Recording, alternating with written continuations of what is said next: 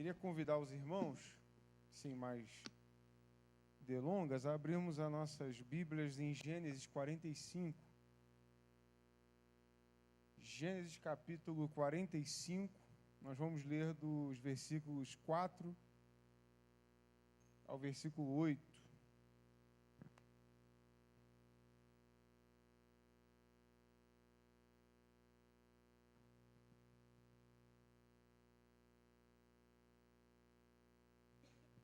Gênesis 45, do 4 ao 8. Amém? Quem não achou, está entre a capa da Bíblia e o Apocalipse, né? E José disse aos seus irmãos: agora cheguem perto de mim. E eles chegaram. Então ele disse: eu sou José, o irmão de vocês que vocês venderam para o Egito. Agora, pois, não fiquem tristes nem irritados contra vocês mesmos por terem me vendido para cá, porque foi para a preservação da vida que Deus me enviou adiante de vocês. Porque já houve 2 anos de fome na terra, e ainda restam 5 anos em que não haverá lavoura nem colheita. Deus me enviou adiante de vocês para que fosse conservado para vocês um remanescente na terra, e para que a vida de vocês fosse salva por meio de um grande livramento. Assim, não foram vocês que me enviaram para cá, e sim Deus, que fez de mim como que um pai de Faraó, e senhor de toda a sua casa, e como governador em toda a terra do Egito. Amém? Vamos orar? Ó querido Deus, como nós já ouvimos a oração e recebemos a oração do pastor Lucas, pedimos ao Senhor que nos dê a revelação da Tua palavra, fale aos nossos corações, abra o nosso entendimento, tenha misericórdia de nós e abra os nossos olhos para grandes coisas que o Senhor tem adiante de nós. E, ó Pai, tira do nosso coração aquilo que, mesmo pequeno, tenta nos afastar de Ti.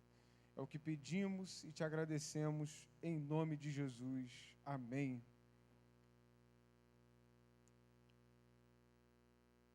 Amados, todos nós já conhecemos a história de José, né? Aquele jovem que foi vendido por seus irmãos, primeiro aos midianitas, que venderam eles aos egípcios, por ser alvo de uma inveja por parte da sua própria família. José revelou, além de ser o filho de Jacó, que Jacó muito amava, também ele teve um sonho, né, que o sol, a lua e as estrelas se curvavam diante dele. E ele revelou esse sonho à sua família. E aí, tanto seu pai, a sua mãe, os seus irmãos perguntaram: então quer dizer que nós vamos nos curvar diante de você algum dia? E eles, entendendo aquele sonho de forma natural, humana, né, rudimentar, não entendendo a grandeza do propósito de Deus que estava sobre o José, tiveram inveja de José. E essa inveja foi tamanha, essa ira contra José foi tamanha, que eles armaram uma cilada para José. E aí, nesse mesmo tempo, um de seus irmãos, tendo medo e não querendo que fosse feito nenhum mal a José, falou: vamos jogar ele numa cisterna aqui. E ele pensou: talvez depois a gente possa tirar ele de lá, né? E depois eu vou lá, resgato ele, levo ele de volta para o nosso pai. Mas não aconteceu como ele planejou, se não me engano foi Rubens, né? E ele é achado por midianitas, é vendido à terra do Egito, o maior império da época. E a vida de José parece uma grande sequência de infortúnios. Por mais que Deus tivesse dado a ele um dom de interpretação de sonhos, José passou por grandes dificuldades, por todo o seu momento, a sua estadia na terra do Egito. Foi vendido como escravo, acabou sendo preso, né? Primeiro, Gênesis 37, do 12 ao 36, vai dizer que ele foi vendido por seus irmãos para os midianitas, que o venderam aos egípcios. Em Gênesis 39, a mulher de Potifar tenta o assediar, ele foge, e aí a mulher de Potifar acusa o próprio José de assédio. Em Gênesis 40, do 14 ao 23, o copeiro-chefe, que recebeu um sonho da parte de José, José diz, só não esquece de mim quando você estiver lá, porque eu não fiz mal a ninguém. E aí a palavra diz que o copeiro-chefe esqueceu de José. Né? Ou seja, primeiro, José foi traído e vendido pelos seus próprios irmãos. Segundo, foi acusado de assédio. Não sei se os irmãos entendem a gravidade de uma acusação como essa, mas se hoje, né, alguém aqui for acusado de assédio, é muito difícil se defender, né? Por isso que, inclusive, nós, até mesmo como pastores, desde o seminário, a gente é orientado a tomar cuidado com certas situações, para que a gente não venha, porventura, por falta de testemunha, ser acusado de uma coisa assim, né? Portanto, a gente usa de estratégias, né? Leva pessoas com a gente para o aconselhamento, ou vai visitar uma pessoa que está sozinha, a gente leva uma outra pessoa, e para a gente não cair, né, nessas suspeitas. E você imagina José, que é alguém estrangeiro, acolhido numa terra, já alvo de xenofobia, com certeza. E José habitando na casa de Potifar, servindo a ele, ganhando a confiança de Potifar. Potifar, então, agora tem que escolher se ele confia na mulher dele ou no servo que ele acabou de acolher. E é evidente que todos vão confiar na mulher que já está lá, que faz parte do povo, e lançam José justamente na cadeia. Ou seja, primeiro José foi vendido e traído pelos seus próprios irmãos, pela sua própria família. Segundo, foi acusado injustamente de assédio e foi assediado, né? E terceiro, foi esquecido quando ele mais precisou de ajuda. Esse é o resumo do início da história de José. E eu não sei quanto aos irmãos, mas quando eu ouço essa história e medito nessa história, cada vez mais que eu medito nessa história, mais eu entendo o quanto que eu ainda preciso aprender para ter a visão espiritual que José, ainda na antiga aliança, tinha. Dele observar todas as circunstâncias ao redor dele como um grande plano de Deus, não para o favor dele, mas para a salvação de toda a sua casa, inclusive daqueles que o traíram e o venderam. Eu não sei se para os irmãos é tão profundo quanto para mim, mas quando eu penso em que eu sou traído, ou que eu sou vendido, ou que eu sou acusado, eu não penso mais na bênção de ninguém, eu penso na minha bênção. Muito menos vou pensar na bênção daquele que me vendeu. Eu vou pensar na minha vida, na minha história, no meu sucesso. E se hoje nós, né, que vivemos aqui nesse país de terceiro mundo, de desenvolvimento, onde existe muita gente pobre, e por existir muita gente pobre, muita gente se aproveita disso e faz da igreja um palanque de discurso de autopromoção financeira e social, e a gente, nesse contexto de não necessariamente passar por assédio, perseguição, venda ou dor, a gente já pensa mais em nós do que nos outros, que dirá José, que de fato foi alvo de acusações sérias, gravíssimas, e mesmo assim não perdeu de vista o plano que Deus tinha para a vida dele. E aí a pergunta que eu faço logo na introdução desse sermão como nós temos observado as tribulações pelas quais passamos? Como nós temos observado as oposições que se levantam contra nós? Como nós temos lidado com situações adversas, com provas da nossa fé? José tem exemplo para nós de como ele lidou com essas adversidades. E como ele, mesmo não conhecendo Jesus, como ele era na sua encarnação, na sua vida como filho de Deus na terra, José imitou Jesus, imitou o Verbo, fez como Jesus em determinados aspectos. Assim como Abraão fez como pai em determinado aspecto, quando se dispôs a entregar seu filho. Existem várias prefigurações no Antigo Testamento que apontavam para Cristo, desde a Antiga Aliança. Se nós observarmos bem, elas estão sempre ali. E o fato é que Deus o honrou dentro de todo esse processo para um propósito: salvar aqueles que o venderam e o abandonaram. No versículo 4 do capítulo 45, nós vamos ler o seguinte. Nós vamos ver que, a partir lá do capítulo 43, existe aquele encontro de José com seus irmãos, e aí José mantém o seu personagem, porque seus irmãos não o reconhecem, e José, entre muitas coisas, faz prova dos seus irmãos, inclusive quer saber se o pai ainda está vivo. E aí, dentro de todo esse processo, quando ele ouve que o pai está vivo e vê o pai, se eu não me engano, no capítulo 44, no final do capítulo, se não me falha a memória, José até chega até um momento e ele se ausenta de todo mundo e chora sozinho. E depois se recompõe e volta.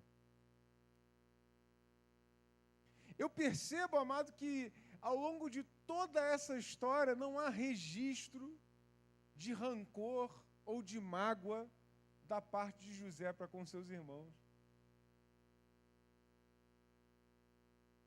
Talvez José, quando estivesse na presença dos seus irmãos, pudesse pensar assim: agora eu vou fazer eles saberem. Agora eu vou fazer eles saberem. Fui acusado de assédio aqui nesse lugar, fui preso injustamente aqui nesse lugar, quase morri nesse lugar.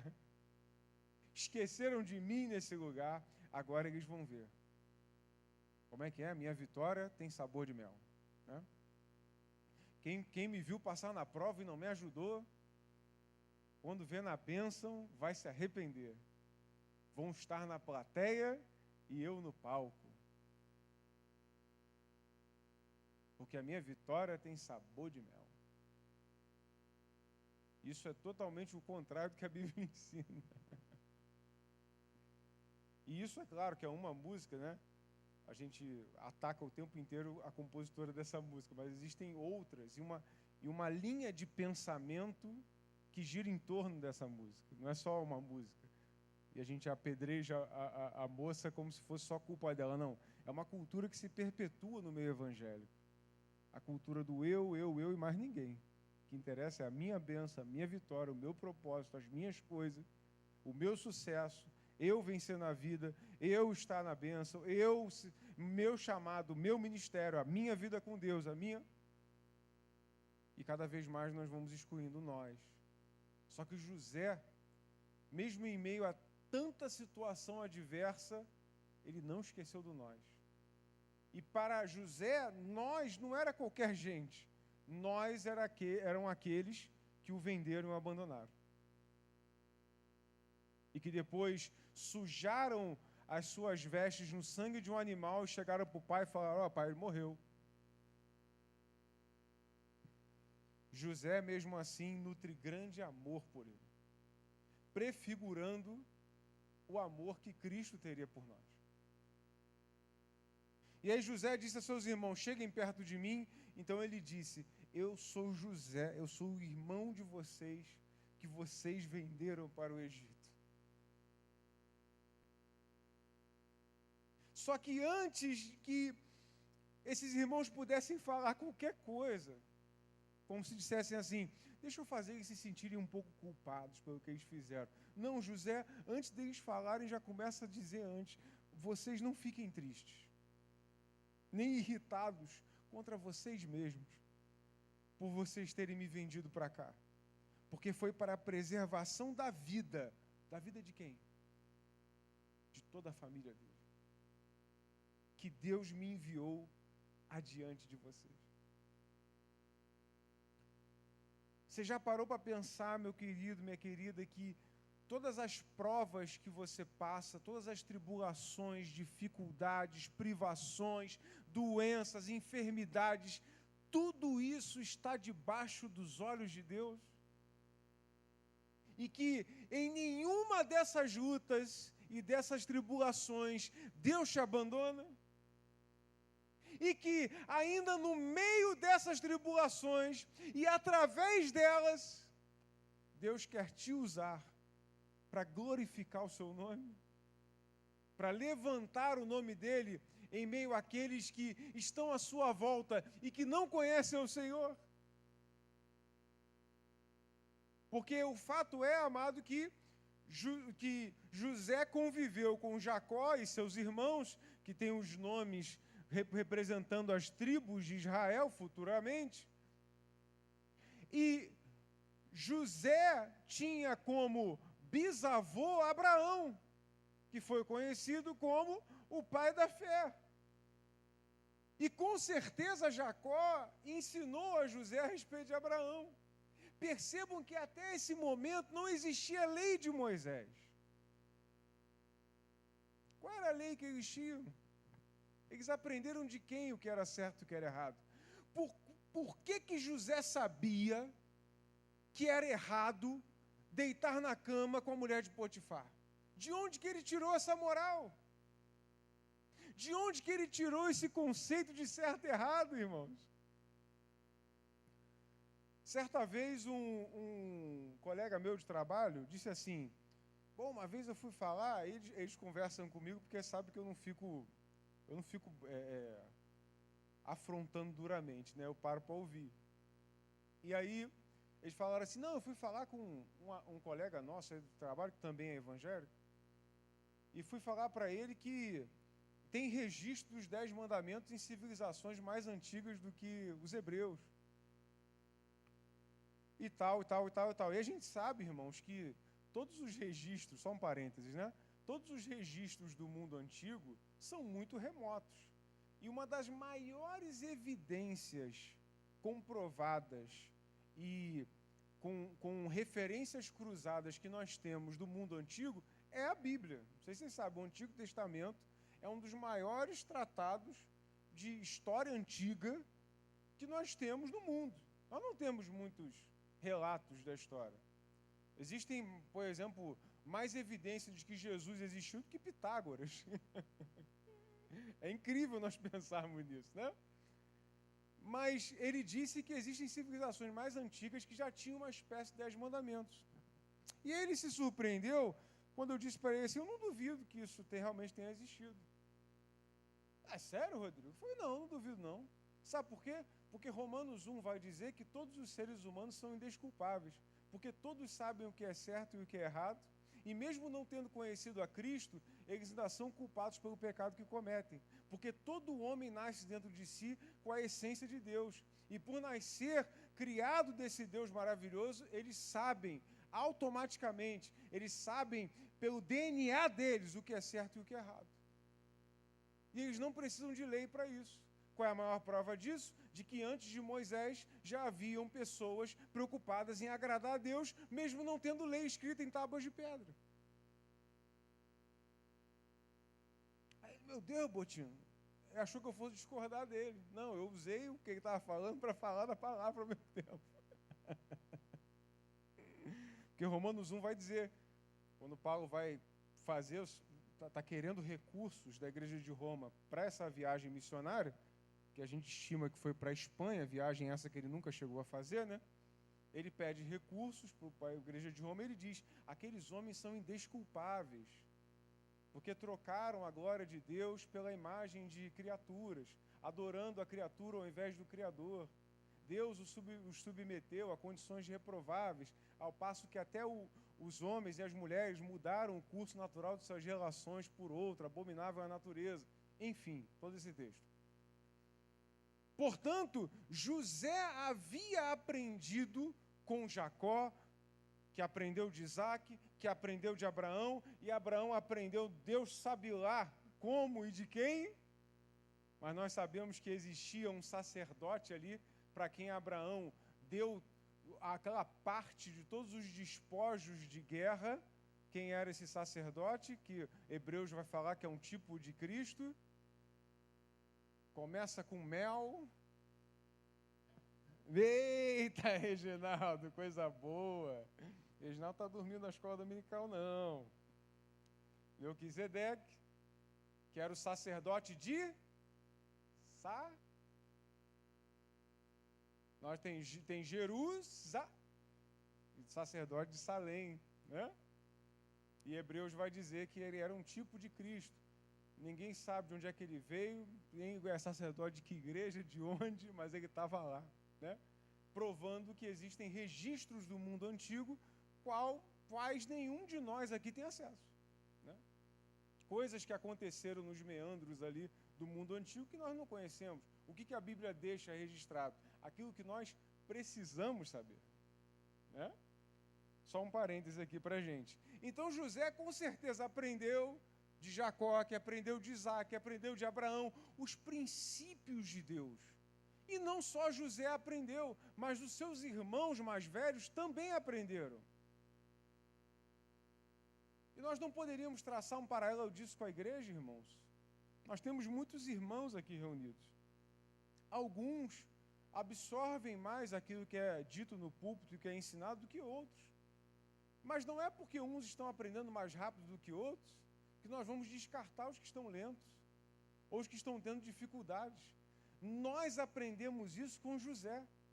Até os irmãos difíceis não deixam de ser irmãos, ainda quando eles nos vendem.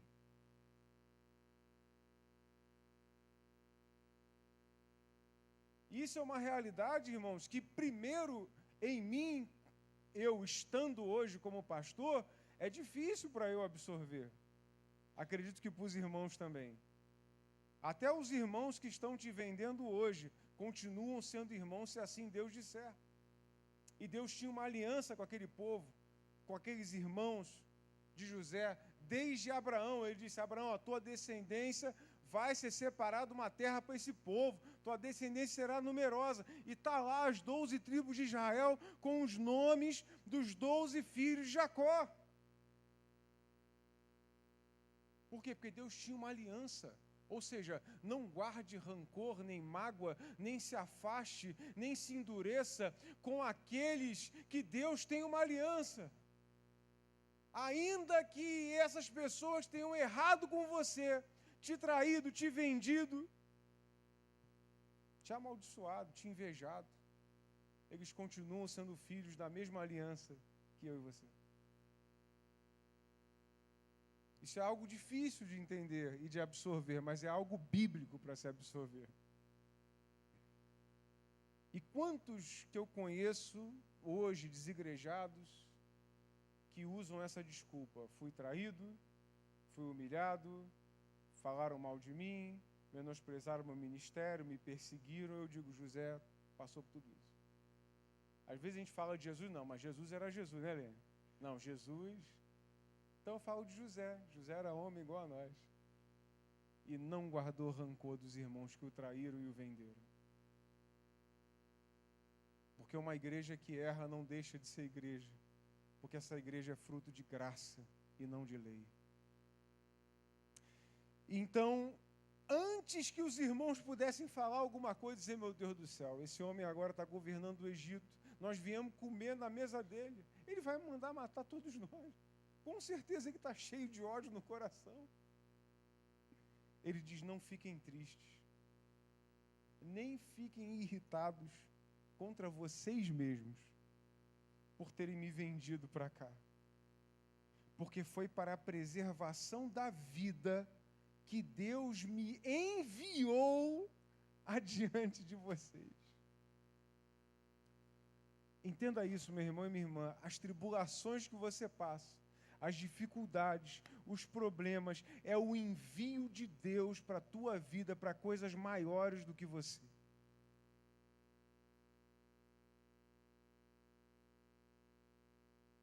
Ele disse, porque já houve 2 anos de fome sobre a terra e ainda restam 5 anos que não haverá lavoura nem colheita. O que ele está dizendo? Ele está falando da interpretação do sonho que ele deu a Faraó, capítulos atrás, dizendo, o que quer dizer esse sonho aqui, José? Interpreta para mim. Ele disse, 7 anos de vacas gordas, 7 anos de vacas magras. Guarda nesses 7 anos, porque os próximos 7 serão de fome. Então você vai precisar ter comida guardada para você não passar fome nos próximos 7. E José está aqui revelando para os irmãos. Sabe por quê? Vocês vieram aqui com 2 anos de fome, mas ainda tem mais 5. E porque eu sou governador, eu não vou deixar vocês desamparados. Só que era impossível José se tornar governador do Egito, a não ser que fosse através das circunstâncias mais improváveis possíveis. E aí é que está a beleza da nossa vida em Cristo, irmãos. Deus nos coloca em situações improváveis para que nós venhamos a nos tornar poderes e lideranças improváveis para o mundo. E alguém chega a pensar assim, como é que um sujeito desse, vindo de onde veio, passando pelo que passou, chegou onde chegou? E aí nós dizemos, não é para a nossa autopromoção, é para a promoção do nome da glória de Deus, para abençoarmos pessoas. Eu hoje, amados, tenho começado a esboçar talvez, uma posição de liderança na empresa que eu ocupo. Os irmãos acham que não é tentador usar essa posição de liderança para ser um grande carrasco como todos os outros são e dizer, antes chora a mãe de vocês do que a minha. Quem já não ouviu isso de um chefe, né? Não vou ser dessa forma. Se Deus me colocar, vai ser para honrar o seu nome. E o nome do Senhor é justiça, o nome do Senhor é compaixão, o nome do Senhor é misericórdia, o nome do Senhor é amor. O nome do Senhor é de levantar o caído, é de abraçar o mais maldito, é de pegar um publicano, cobrador de impostos, e fazer dele um apóstolo. E essa deve ser a essência da igreja, meus irmãos, porque comunidades de bons costumes e de bons hábitos tem outras por aí, e que talvez sejam mais organizadas do que nós, mais engajadas do que nós. Mas comunidade que escolhe sofrer para promover outros, sofre a cristã. É aí que está a nossa diferença. Nós estamos dispostos a morrer para que outros vivam. E José entendeu que todo o tempo dele, na escravidão, na servidão, na injustiça, na venda, no abandono, não foi um tempo perdido, nem foi um tempo proporcionado pelos irmãos que o venderam, mas foi um tempo proporcionado por Deus para colocar José numa posição de abençoador da sua família. Não sei se os irmãos entendem essa mensagem hoje. Não importava para José que tipo de pessoas os seus irmãos eram, mas sim o tipo de pessoa que Deus o chamou para ser. Sabe, irmão, José não perdeu tempo dizendo, está vendo ali, Benjamim? Pô, Benjamim realmente tem uma cara de um 7-1, né? Ah, está vendo ali? O Gade, Gade tem uma cara de meio iracundo, né? Meio chato, né? Está vendo ali Judá? Judá é meio legalista, né? Não, José não estava preocupado em saber que tipo de pessoas os seus irmãos eram. Ele só sabia dizer, Deus me chamou para ser um negócio aqui. E por causa do que Deus me chamou para ser, eu não posso me submeter àquilo que meus irmãos foram.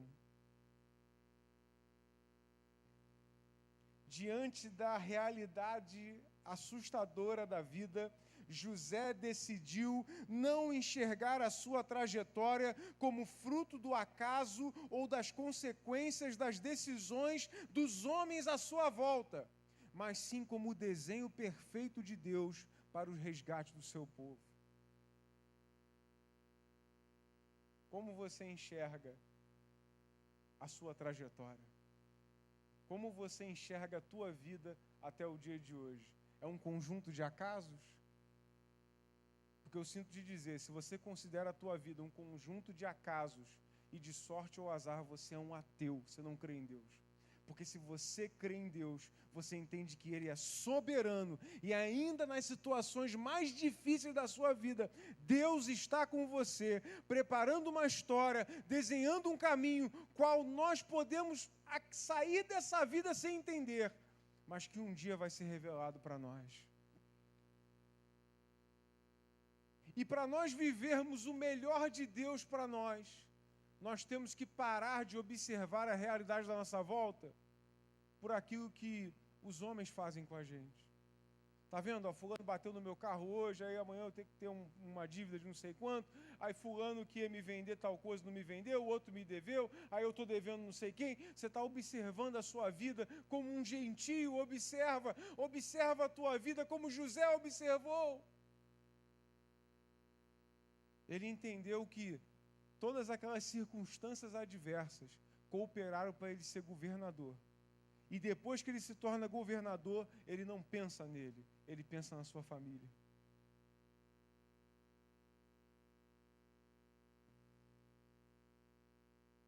Isso tudo, porém, irmãos, só foi possível porque José havia entendido, talvez por ensinamento dos seus pais, que uma vida vivida somente para si mesmo é algo muito pobre diante do que podemos fazer se nos colocarmos à disposição do Pai.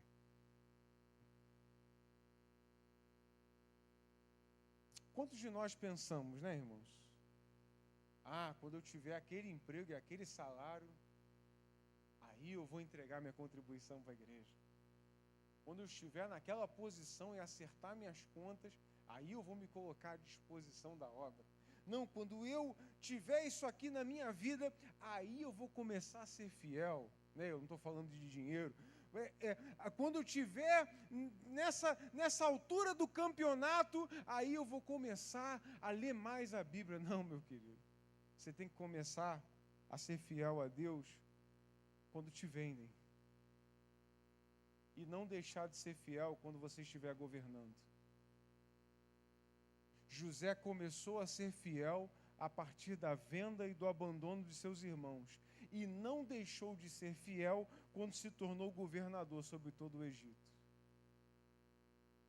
Enquanto há pessoas no meio do povo de Deus que, se tudo estiver muito bem, não servem a Deus, ou se tudo estiver muito mal, não servem a Deus, José nos deu o exemplo de que ele serviu a Deus, estando muito bem e muito mal.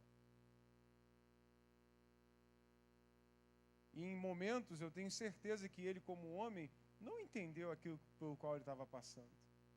Tanto que ele chegou até a pedir ajuda do copeiro. Ô copeiro, quando você sair da cadeia, lembra de falar para mim lá pro faraó que eu não fiz nada. José não estava entendendo. Mas quando José adquiriu o poder, ele entendeu. Sabe quando que o teu coração vai ficar em paz com a realidade à sua volta? Quando você recebeu o poder do Espírito Santo dentro do seu ser. Porque quando você é inundado pelo Espírito Santo, você enxerga a realidade da forma como Deus enxerga. A palavra diz, aqueles que são da carne, entendem das coisas da carne, mas aqueles que são espírito, entendem das coisas espirituais. E não é por menos que Jesus diz, importa para vocês nascerem de novo. E aí nós podemos dizer, poxa, pastor, beleza, mas você está falando aí de antiga aliança, Antigo Testamento. Onde é que está escrito que Jesus foi dessa forma com aqueles que o ofenderam? Pois bem, primeira carta universal de Pedro, capítulo 2, versículo 23. 1 Pedro 2, 23.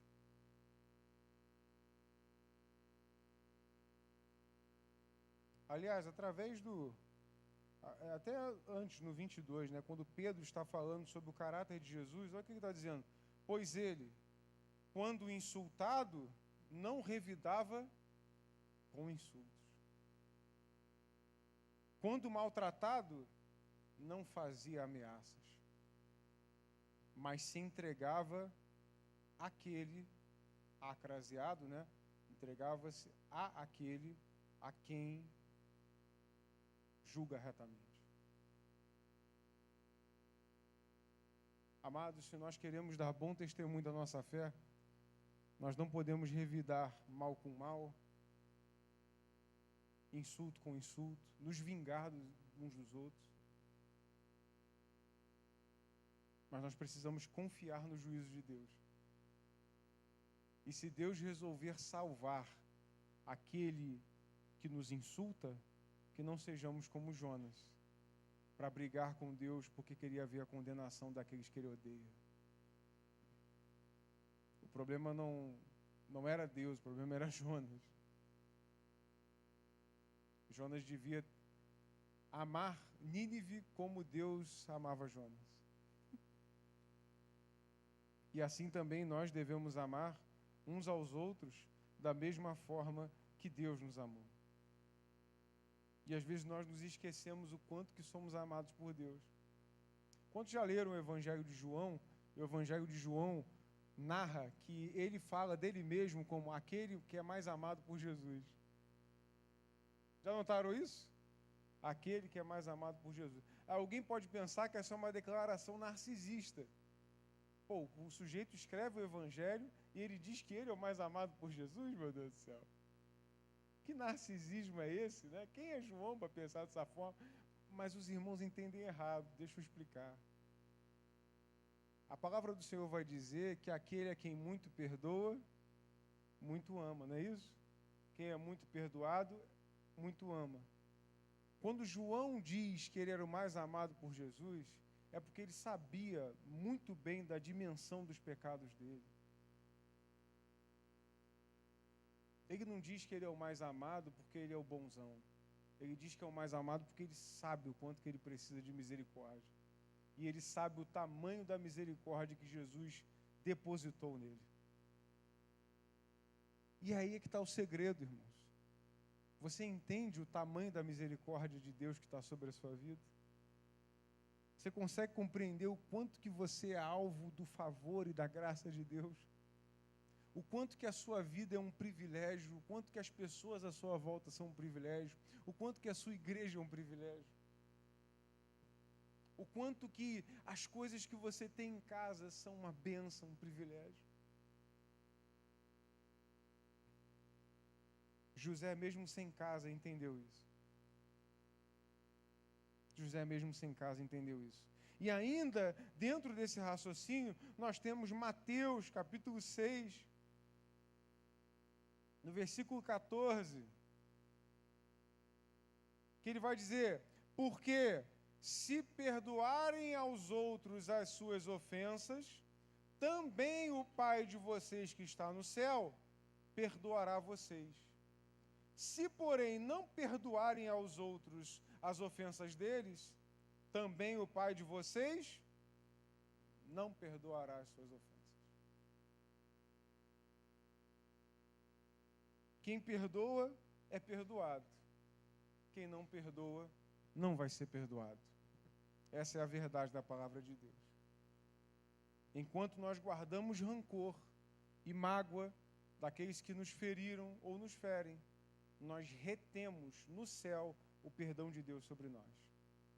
Porque o perdão de Deus, biblicamente falando, não é incondicional.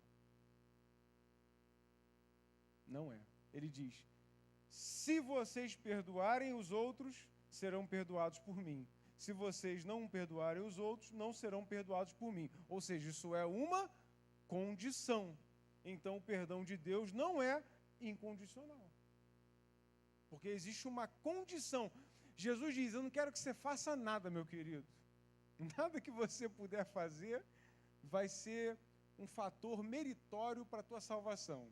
Ah, porque eu entrego um bom dízimo, ou porque eu ministro louvor, ou porque eu faço bons sermões, ou porque eu varro a igreja, ou porque eu dou meus bens, ou porque eu entrego o meu corpo para ser queimado. Ele só diz o seguinte: não deixa de perdoar o outro. E o perdão de Deus estará sobre você. Mas se você deixar de perdoar o seu irmão, o perdão de Deus não está sobre você. Imagine que vida miserável é viver sem o perdão de Deus, amados. E eu chego à ousadia de dizer que existem irmãos que vivem dessa forma, cheios de mágoas nos seus corações, chegam até a adoecer. Os seus sentimentos viram doenças físicas. Adoecem porque retém o perdão de Deus sobre sua própria vida. Faça como José. Entenda que no perdão que você libera, há um propósito que você atende da parte de Deus. Amém? Glória a Deus. Quem está dormindo, dá um glória. Fala a verdade, veio na ponta da língua, né? Versículo 8, amados irmãos. Assim, não foram vocês que me enviaram para cá, e sim Deus.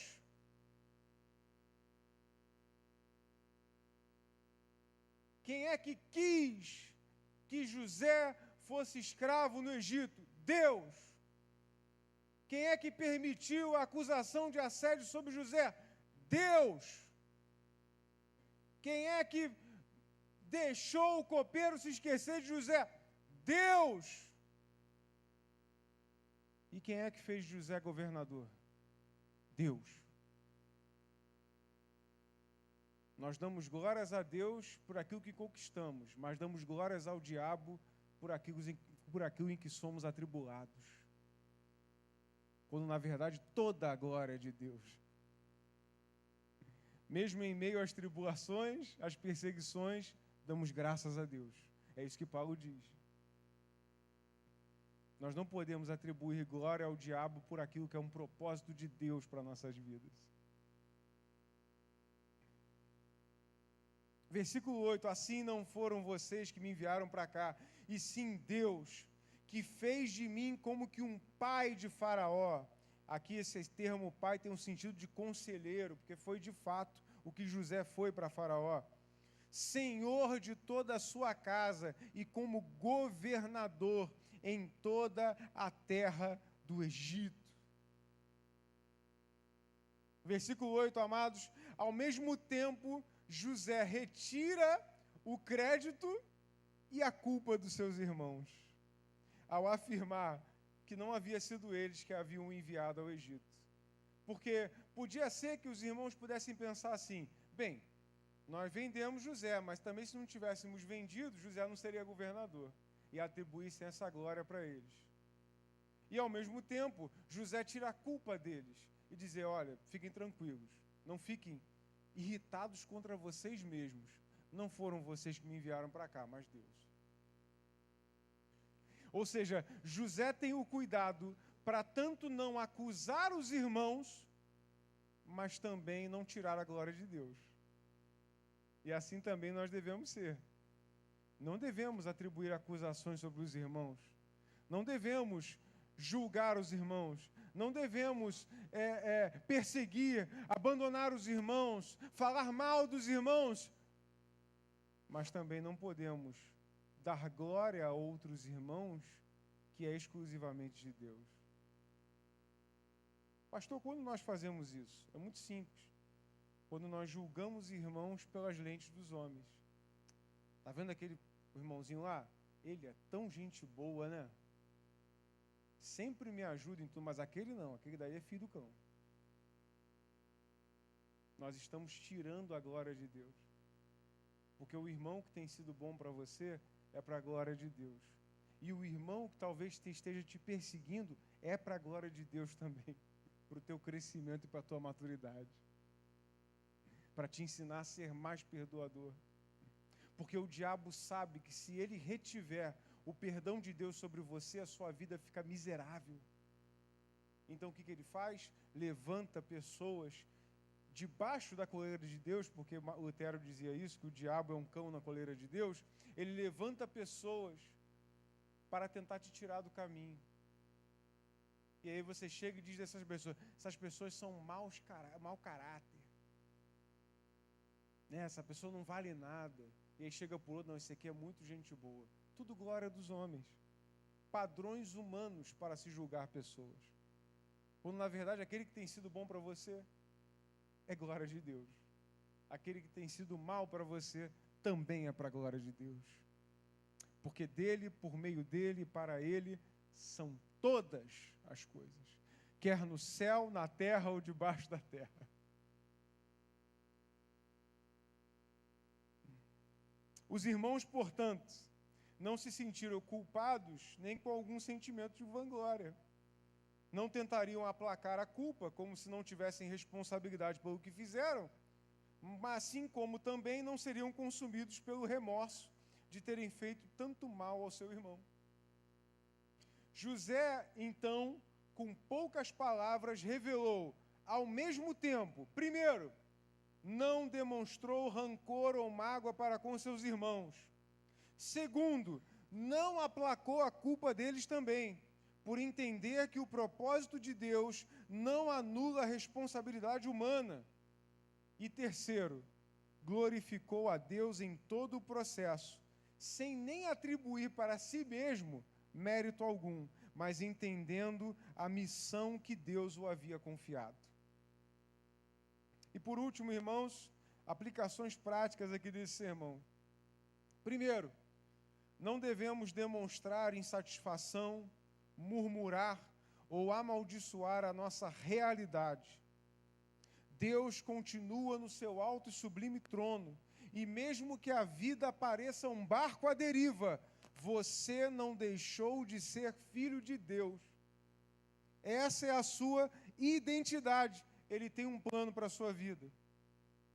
Segundo, não devemos guardar rancor ou mágoas daqueles que nos feriram, perseguiram ou até nos venderam. Jesus nos ensina a perdoar até nossos inimigos. E Paulo também nos diz, Romanos 12, a partir do versículo 14 até o 21, para não retribuirmos mal com mal, mas para vencermos o mal com o bem. Terceiro e último, não devemos nos vangloriar daquilo que conquistamos no deserto, nem nos vitimizar. Quem nos honrou em meio às dificuldades foi Deus.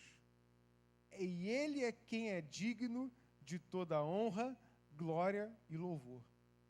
Todos os dons e habilidades que recebemos no processo é para o fim de honrar o seu nome e cumprir o seu propósito. Somos filhos de Deus e, assim como Jesus, nosso trabalho é fazer a vontade do Pai e glorificá-lo até o fim. Percebam que José não disse assim, tá vendo aí, ó? Olha como é que eu conquistei. José podia hoje vender cursos online, né, irmãos? Coach. José poderia ser o maior, ia vender mais que o... Não vou falar o nome dele, não vou fazer propaganda grátis, não. Mas podia vender mais do que um engana-trouxa desse aí, né? Podia dizer assim, olha aí como é que eu venci, ó. Prosperando no deserto, tem até o nome do curso, Reginaldo. Ia vender, hein? Prosperando no deserto. E no Brasil, que é um grande Saara, né? Todo mundo ia comprar o curso. Falar, eu quero sair desse deserto. 3 passos para o sucesso, para a prosperidade no deserto. Né? Brincadeiras à parte, José não usou essas experiências para dizer, olha, como é que eu sou bom, hein? Ó, rapaz, escapar da mulher de Potifar, passar aquele tempo todo na cadeia, interpretando sonhos, sem murmurar. Mude o seu mindset, né? Mude a sua mentalidade. Oh, bobagem. Não, José disse, é um propósito de Deus, eu vim cumprir esse propósito e fim. Não tem mais nada além disso. Como é que você enxerga a sua vida hoje? Eu gostaria de te convidar para que você enxergasse a sua vida como deve ser a vida de um filho de Deus. Você só tem um propósito nessa terra: honrar o seu nome, honrar o nome de Deus. e através de tudo que você fizer, glorificar a Ele.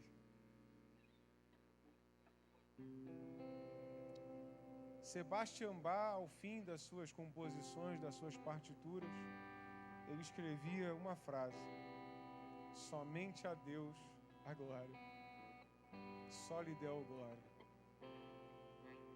Bach foi um compositor evangélico? Não, cria em Deus.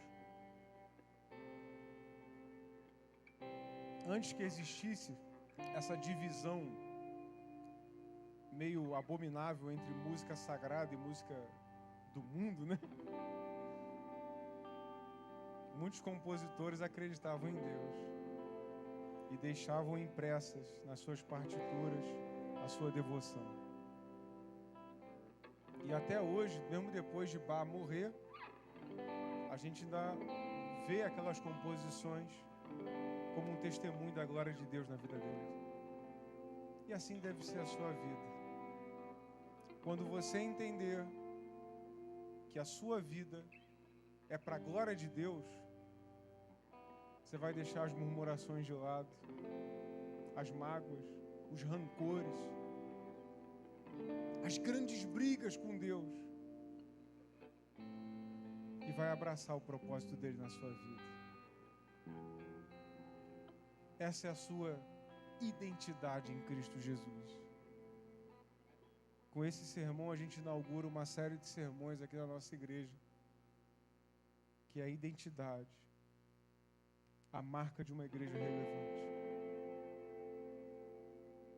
Conclusão: as nossas vidas hoje não são diferentes da vida e da história de José. Podemos passar por traições, decepções e abandonos, mas ainda assim ter a capacidade de enxergar o cuidado de Deus em meio a tudo isso.